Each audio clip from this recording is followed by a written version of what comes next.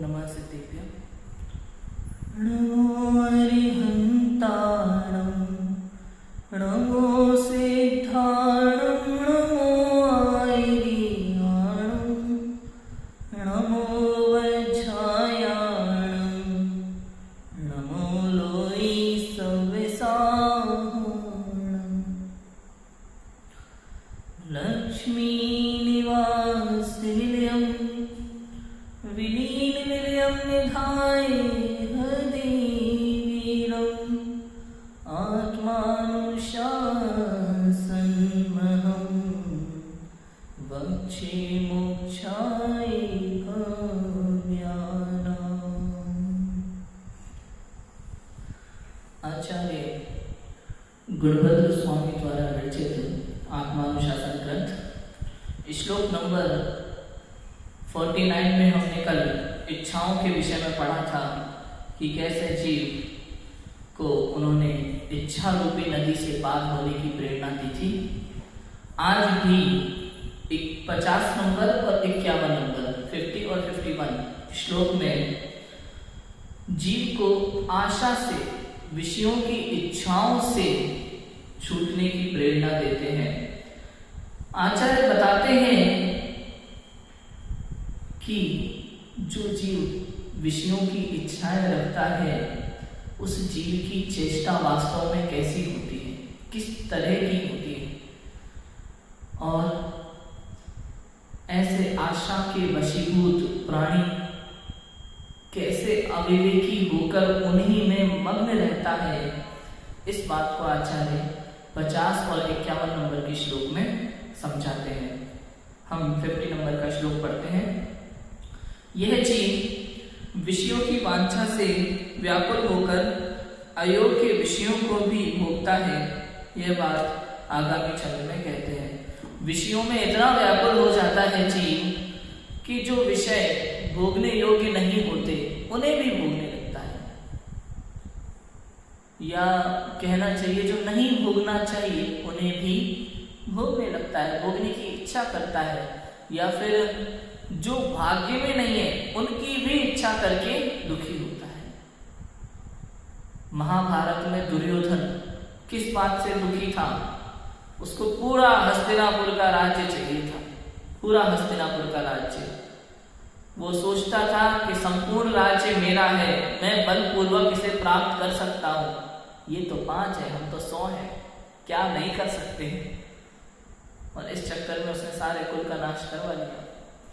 कृष्ण समझाते हैं, तब समय के जो नारायण थे, 9वें नारायण कृष्ण, वो समझाते हैं दुर्योधन को, तुम्हारा इतना पुण्य का उदय ही नहीं है, तुम क्यों पीछे पड़े हो? पांडवों का पुण्य तुमसे कहीं अधिक ज्यादा है। किंतु उसे बात समझ नहीं आती। ऐसे ही वर्तमान में हम देखते हैं जीव को कैसे कैसे सपने देखता है, बड़ा बनने के सपने देखता है। कोई हीरो बनना चाहता है, तो कोई महान सिंगर बनना चाहता है, तो कोई महान डांसर बनना चाहता है, तो कोई महान क्रिकेटर बनना चाहता है। उनके सपने होते हैं। या फिर अधिकतर सपनों के राजा हैं जो महान बिजनेसमैन बनना चाहते हैं। तो समझाते हैं तुम्हारा इतना पुण्य का उदय ही नहीं है, क्यों व्यर्थ प्रयास कर रहे हो, क्यों भटक रहे हो इस परिग्रह को इकट्ठा करने में। वह परिग्रह जो हमने कई बार इकट्ठा किया है और कई बार छोड़ा है, क्यों इसके पीछे पड़े और अपना समय व्यर्थ गवा रहे हैं। देखो पढ़ते हैं चंद 50 नंबर का श्लोक है।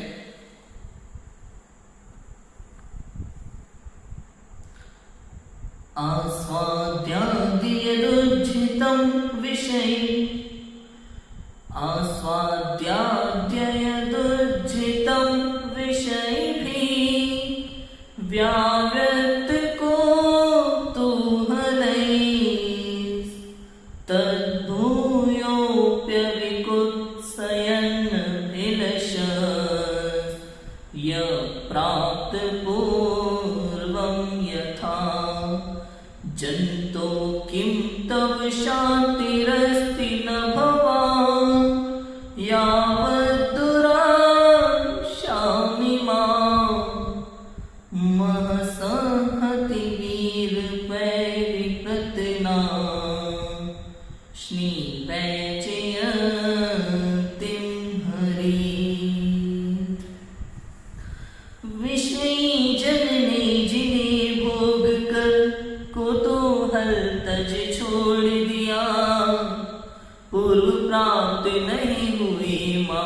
कर तूने उनसे राग किया।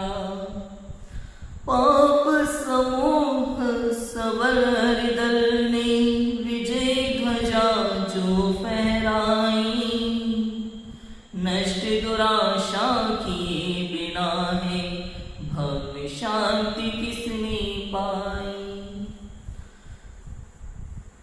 इस संसार में भोगों को भोग लेने के कारण कौतूहल नष्ट हो जाने से विषय जीवों ने जिन पदार्थों को भोग कर छोड़ दिया है तो उन पदार्थों की अभिलाषा करता है और उनमें तू ऐसा रागी हो गया है कि मानो पूर्व में तुझे कभी ये विषय मिले ही ना हो, जबकि तूने इन्हें अनंत बार भोगा है और अनंत जीवों ने इन्हें अनंत बार भोगा है, तो भी तुझे इनसे घृणा नहीं होती। दूसरों की तथा अपनी उच्छिष्ट उल्टी से निकला हुआ भोजन, उससे सबको घृणा आती है। इन विषयों से तुझे तथा अन्य जीवों को कब शांति मिली है? कभी नहीं।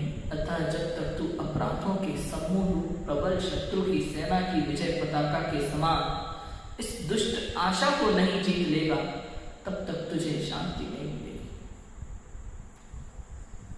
आचार्य समझाते हैं, संसार के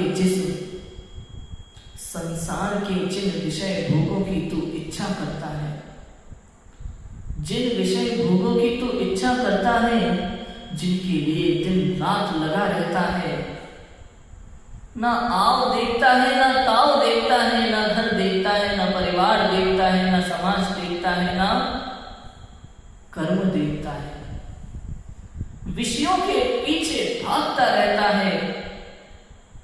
ऐसे विषय जिनको पूर्व में ज्ञानी जनों ने दुख रूप जानकर त्याग दिया, घृणित जानकर त्याग दिया, ऐसे विषयों के पीछे तू दिन रात अपना समय बर्बाद कर रहा है। ऐसे विषय जो तूने पूर्व में अनंत बार भोगे हैं, अनंत बार भोगे हैं, ऐसे विषय जिनको प्राप्त करने के लिए तूने महातप किए हैं अनंत बार, और तप के फल में प्राप्त भी किए हैं। निदान होता है ना, निदान ऐसा ही तो होता है। महातप करते हैं और निदान कर लेते हैं, इस तप के फल में मुझे ऐसा वैभव प्राप्त हो। और जैन धर्म तो चिंतामणि रत्न के समान है, जो मांगते हैं वो मिल जाता है, जो मांगते हैं वो मिल जाता है। यहाँ पैसों का हिसाब किताब नहीं है कि भैया 50 का नोट दिया और 10 रुपए की चीजें तो आपको 40 वापस मिलेंगे, पैसा वाला हिसाब नहीं है यहाँ जैन दर्शन में।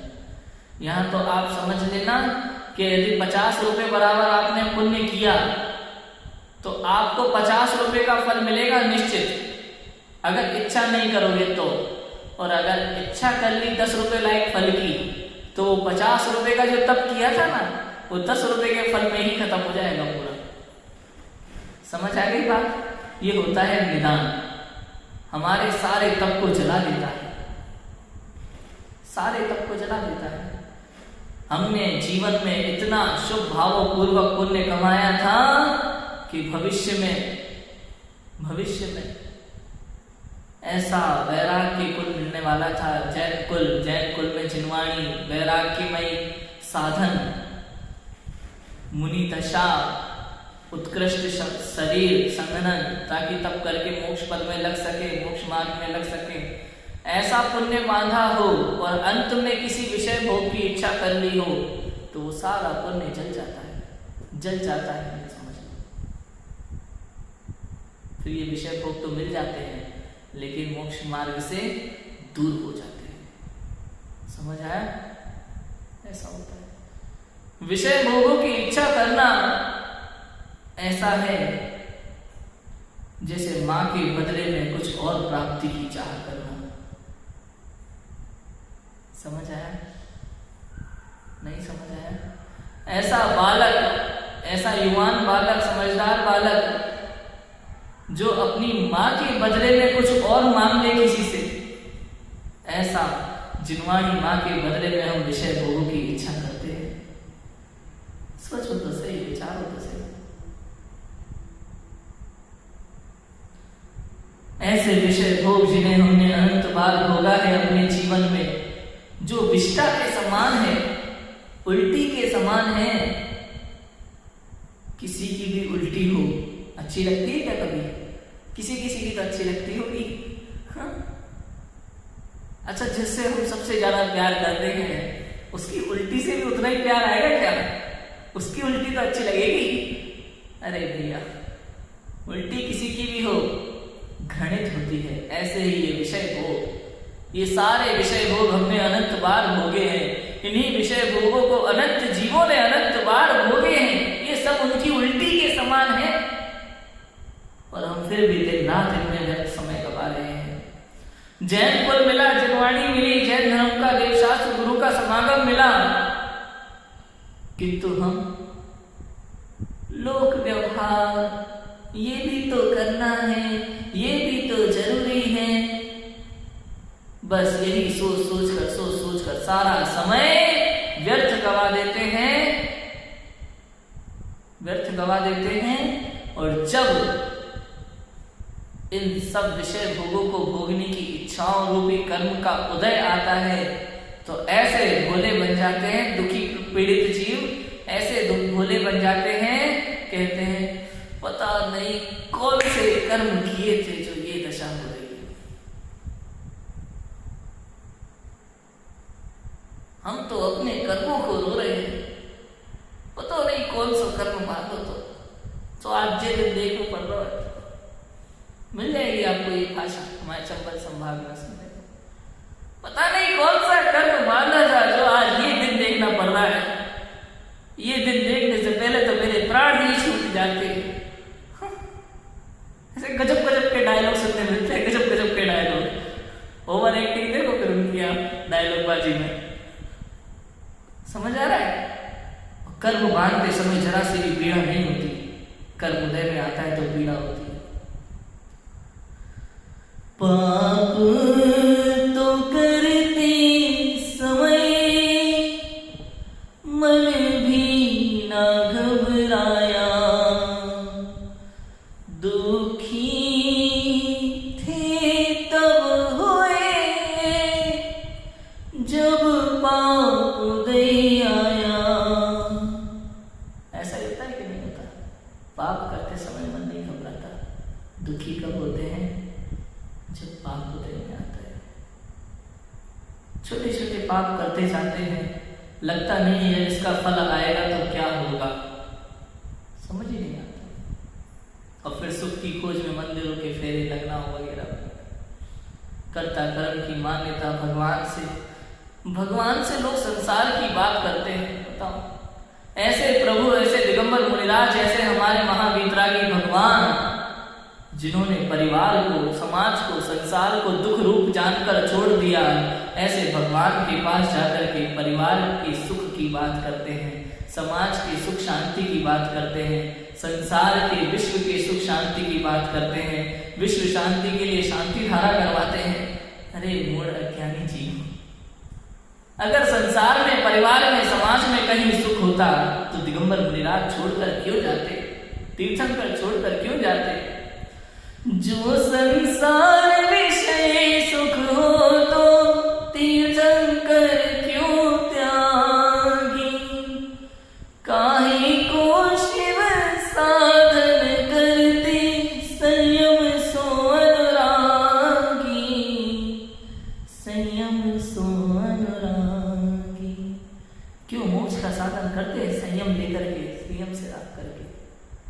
अगर संसार में सुख शांति होती तो हम पहुंच जाते हैं मेरे के भगवान के पास, प्रभु मेरे घर में, परिवार में, संसार में कहीं सुख शांति हो गई। समझ आ रहा है? ये इच्छाएं, विषयों की इच्छाएं जो उल्टी के समान है, उन्हीं को पाना चाहते हैं, उन्हीं को भोगना चाहते हैं, जो अत्यंत दुख रूप है, जो पूर्व में दुख रूप थी, वर्तमान में दुख रूप है, भविष्य में भी दुख रूप ही रहेगा। ऐसे दुख को सुख मानकर उसकी कल्पना में हम समय व्यर्थ लगाते हैं। विचार तो करो, विचार तो करो, क्या करना चाहते हो? जो करना चाहते हो वह सुख है या नहीं, ये तो सोचो। करना तो बहुत कुछ चाहते हैं, ये भी करूंगा, वो भी करूंगा, ये भी करूंगा, वो भी करूंगा, और जो दिन रात करते रहते हैं हम उन्हें टैलेंटेड समझते हैं। अरे ये तो बहुत हार्ड वर्किंग है, अरे ये तो बहुत मेहनती है, ये तो फला है। क्या है? कुछ नहीं। हार्ड वर्क उसे कहते हैं जो सही दिशा में 1 मिनट भी काम करे 24 घंटे में से, और बेकार वर्किंग उसे कहते हैं जो 24 घंटे गलत दिशा में फुल स्पीड में दौड़ रहा हो। समझ आए? फर्क दिशा का है। 1 मिनट भी अगर चलता है सही दिशा वाला व्यक्ति तो वो सही है, और गलत दिशा में जाने वाला 24 घंटे लगा हुआ है गधे की तरह, तो भी उसका कोई लाभ होने वाला नहीं है, बेकार है, उसे वापस लौटना पड़ेगा। गलत रास्ते पर कितना ही आगे क्यों ना निकल गए हो, वहां से लौट आना चलते रहने से बेहतर है। समझ आ रहा है ना? ऐसा है, उल्टी के समान है। आशा का परित्याग ही शांति का मूल कारण है। आशा मतलब समझ रहे ना, इच्छा। आशा लड़की के नाम भी होता है, आशा मतलब इच्छा। आशा का परित्याग ही शांति का मूल कारण है। जब तक तू अपराध रूपी वैरियों की सेना की ध्वजा के समान आशा का अभाव नहीं कर लेगा, तब तक तुझे शांति कैसे मिलेगी?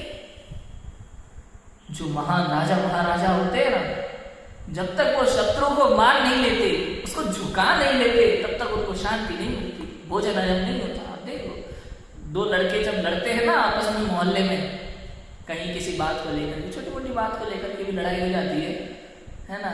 ओवर 6 बॉल का होता है, 5 बॉल अगर फेंकी है, 1 वाइड गई या नहीं गई, इस बात पे भी झगड़ा हो जाता है, और ऐसा झगड़ा हो जाता है कि जीवन भर बात ही नहीं करेंगे, है ना। तो ऐसा होता रहता है। तो 2 लोग जब लड़ते हैं ना, जब तक कोई सामने वाले को झुका ना ले, तब तक उसे शांति नहीं मिलती जीवन में। ऐसे ही कह रहे थे, इच्छा रूपी शत्रु, ये जो तेरा शत्रु है ना, जब तक तू इसे झुका नहीं लेगा, जब तक तू इच्छा रूपी शत्रु को खत्म नहीं कर लेगा, तब तक तुझे कहीं भी शांति मिलने वाली नहीं है। नहीं है, कहीं शांति नहीं मिलने वाली। अरे अनंत जीवों ने और तूने भी ये भोग सामग्री अनंत बार भोग के छोड़ी। अनंत जीवों ने और तूने भी ये भोग सामग्री, यही भोग सामग्री, यही मतलब ये सारी भोग सामग्री अनंत बार भोग के छोड़ी। पंच प्रावर्तन में अनंत बार ये सब की भोगा है तुमने। तुझे इनके सेवन से घृणा नहीं होती, इनके सेवन से तुझे घृणा नहीं होती, बार बार उसी के पीछे पड़ा रहता है, घृणा नहीं होती। तू तो इनमें ऐसा रागी हो गया है कि मानो पहले यह सामग्री कभी ना मिली हो। यह जगत की माया तो तेरी और अन्य जीवों की छूटन है, तू इसका सेवन क्यों करता है? ये तुझे उचित नहीं है, तुझे उचित नहीं है बिल्कुल भी। तू इसी के पीछे भाग रहा है, इसी का सेवन कर रहा है, ये छूटन है, छूटन उल्टी है, इष्टा है, तू उसी को चाहता है, इसी के पीछे लगा है। हाँ, ये तुझे उचित नहीं, अनुचित है। देखो 51 नंबर के श्लोक में क्या कहते हैं आचार्य? आशा के वशीभूत जीव का अविवेक। जो जीव इच्छाओं के वशीभूत होता है, ऐसे जीव का अविवेक। तू आशा को न छोड़ता हुआ और क्या क्या करना चाहता है, ये बात आगामी छंद में कहते हैं। हमारे बारे में बता रहे हैं आचार्य, हम हैं ऐसे, वास्तव में हम यही कर रहे हैं। भक्त्वा भावि भवाच भोगी विषिमान् भोगानुभोक्षुर्भृशं मृत्वापि स्वयमस्तभीतिकरणा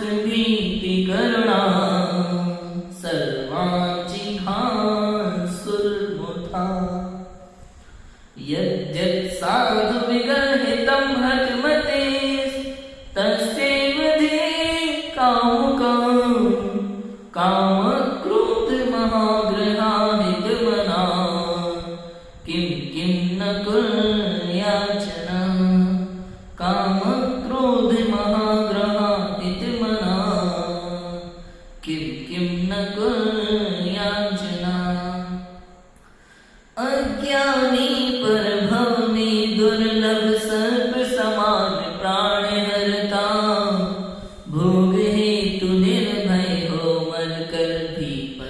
सद इच्छा करता, साधु जनों से निंद कान, चुप काम गत मत देखा, काम क्रोध महाग्रह पीड़ित दुर्जन, करी ना क्या क्या कार्य।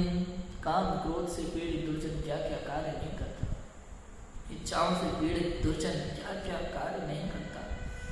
हे जीव, तू काले नाग के समान प्राण घातक भोगों को भोगने की अति अभिलाषा से अपनी होनहार भविष्य के भव को बिगाड़ कर अपंडित मरण करके व्यर्थ ही सुखों का घात करता है।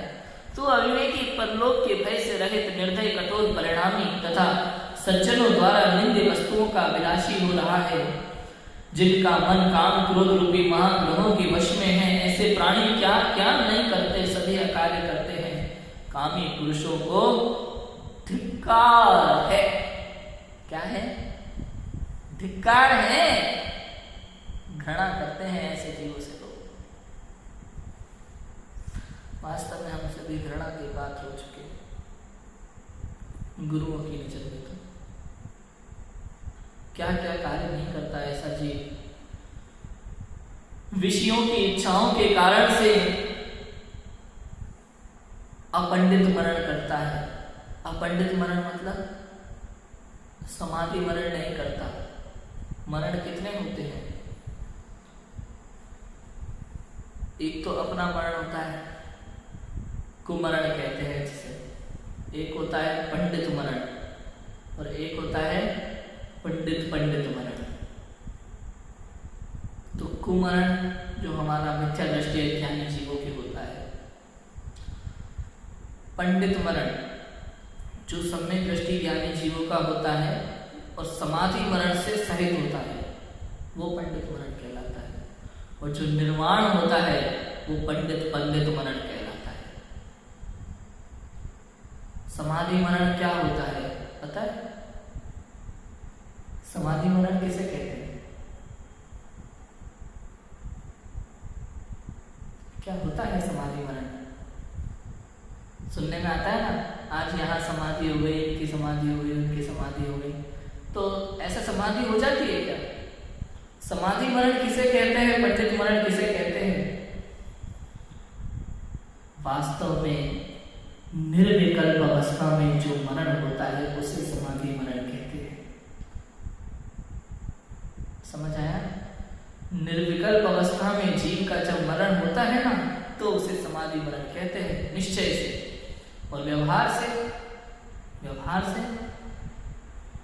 जैसे कोई जीव अपने गुरु की आज्ञा से धीरे धीरे पर वस्तुओं का त्याग करता है, ऐसा जीव जो पर वस्तुओं में इष्ट अनिष्ट की मान्यता तो पहले ही छोड़ चुका है, जिसे पर वस्तुओं की बिल्कुल भी इच्छा नहीं रही है, किंतु शरीर को संभालने लायक कार्य करता है।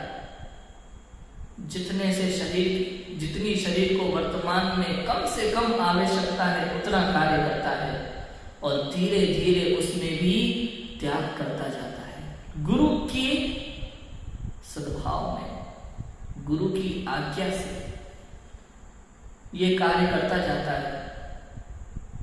कोई ना कोई उनके साथ होता ही होता है। कुछ ऐसे महामुनिराज होते हैं जो अपने शिष्यों के बीच में भी ये कार्य करते हैं।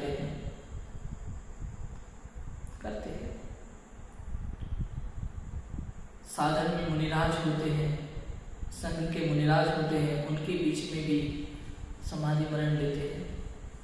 तो ऐसा होता है। तो लेकिन धीरे धीरे त्याग करते जाते हैं वस्तुओं का।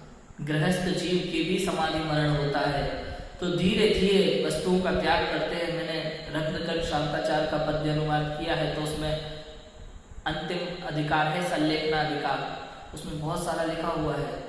तो संलेखना मतलब समाधि मरण।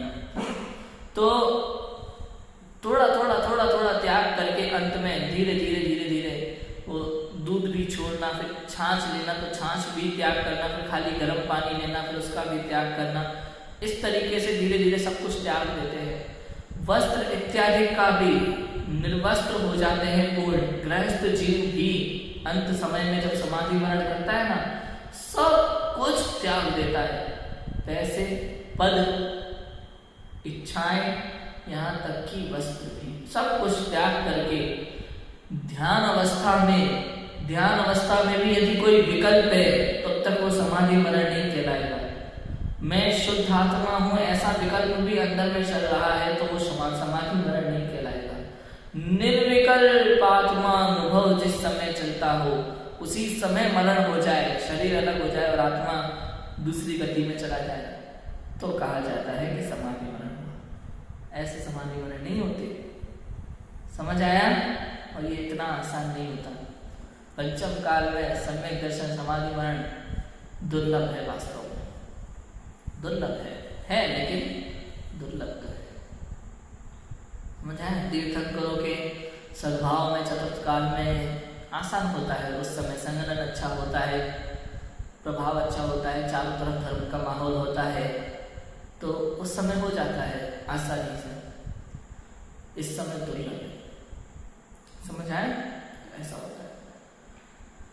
क्या लिखा है? काले नाग के समान विष भरे भोगों की अति अभिलाषा से तूने कुगति का बंध किया, पर लोक का भय और जीवों पर दया न करके स्वाधीन सुखों का घात किया।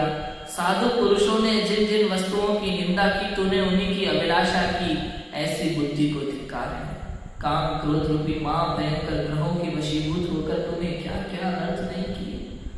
जीव हिंसा, असत्य, चोरी, कुशील, बहु आरंभ, धन की तृष्णा आदि अनेक पाप किए। ये विषय कषाय ही अनर्थ के मूल है। दिन भर यही तो करते हैं ना, ये सब अनर्थ का मूल है जो हम करते हैं। विषय कषाय के पीछे क्या कुछ नहीं करते। मैं जो स्वयं का निर्णय बुक लिख रहा हूं ना, इसमें आपका पूरा वर्तमान जीवन आ जाएगा। देखना, इसमें लिखा है स्वयं का निर्णय, फिर हमारा वर्तमान जीवन, हमारी संस्कृति, माता पिता का एक एक चीज लिखी है उसमें कि हम किस तरह संसार में फंसते चले जा रहे हैं और इसी गृहस्थ जीवन में जीते हुए हम कैसे संसार से निकलने के मार्ग तक बढ़ सकते हैं। सारी बातें मैंने उसमें लिखी है। स्वयं का निर्णय को पढ़ने के लिए योग्य रहेगी सभी गृहस्थ जीवों को। वास्तव में लौकिक जीवन और धार्मिक जीवन दोनों में कैसे हमें अपना निर्णय स्वयं लेकर आगे बढ़ना चाहिए।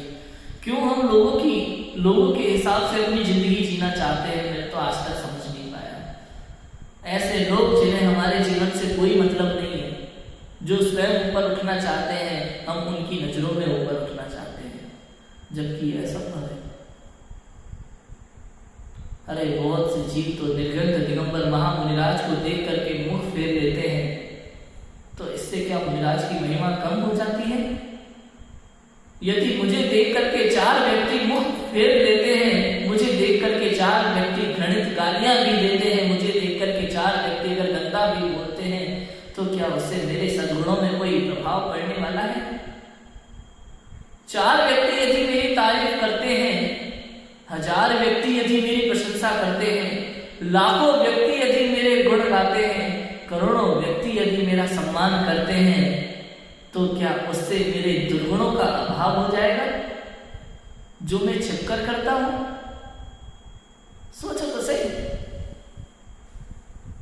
हम किसके सामने अपना जीवन बदला हुआ दिखाना चाहते हैं? किसके सामने, किसके वचनों से हम अपने आप को तौलते हैं? मुझे तो वो लाइन ही बेकार लगती है। कौन सी लाइन? अपने मुख से अपनी प्रशंसा नहीं करना, दूसरे बड़ाई करे तो अपने आप को बड़ा मानना। पता नहीं कौन ये बातें लोगों को सिखा देता है। कोई और आपकी प्रशंसा करे तो अपने आप को प्रशंसनीय मानना। अरे कोई और क्यों मेरी प्रशंसा करने बैठेगा भाई? उसे और कोई काम नहीं है क्या? उसे क्या मतलब आ रहा है मेरी प्रशंसा करने से? 2 ही समय पे कोई मेरी प्रशंसा कर सकता है। कब? या तो उसे मुझसे कुछ चाहिए, काम निकालना हो, तो वो मेरी पूरी चापलूसी करेगा, अच्छे से तरीके से इतना बड़ा चढ़ा देगा कि नारियल का पेड़ इतना लंबा उसके ऊपर तक पहुंचा देगा बड़ा चढ़ा करके। और अगर कुछ, या फिर अगर ऐसा नहीं है तो फिर क्यों प्रशंसा करेगा? दूसरा कारण क्या है? दूसरा कारण होगा फिर झूठ, कि अगर प्रशंसा करेगा तो 4 व्यक्ति को दिखाने के लिए करेगा, ताकि उनकी नजर में ऐसा लगे हाँ ये भी दूसरों की प्रशंसा करता है। होता है कि नहीं होता है? कोई व्यक्ति का हमें अच्छा नहीं लग रहा कुछ भी, फिर भी हम अच्छा बोल देते हैं लोगों के सामने, क्यों? ताकि लोगों को ऐसा न लगे कि मैं बुराई करता रहता हूँ हमेशा, मैं भी किसी की तारीफ कर लेता हूँ, ये दिखाने के लिए भी तारीफ की जाती है। समझ आ रहा है क्या? लेकिन इससे मेरे जीवन पर कोई प्रभाव पड़ेगा ऐसा हो सकने वाला नहीं। समझने की बात है, विचार करने की बात है। हमने इच्छाओं के विषय में आज काफी कुछ पढ़ा है, कलम जगत की क्षणभंगुरता के बारे में जानेंगे, समझेंगे, विचार करेंगे। आज की बात को भी विराम देते हैं। ओम नमः शिवाय। जिनवानी स्तुति।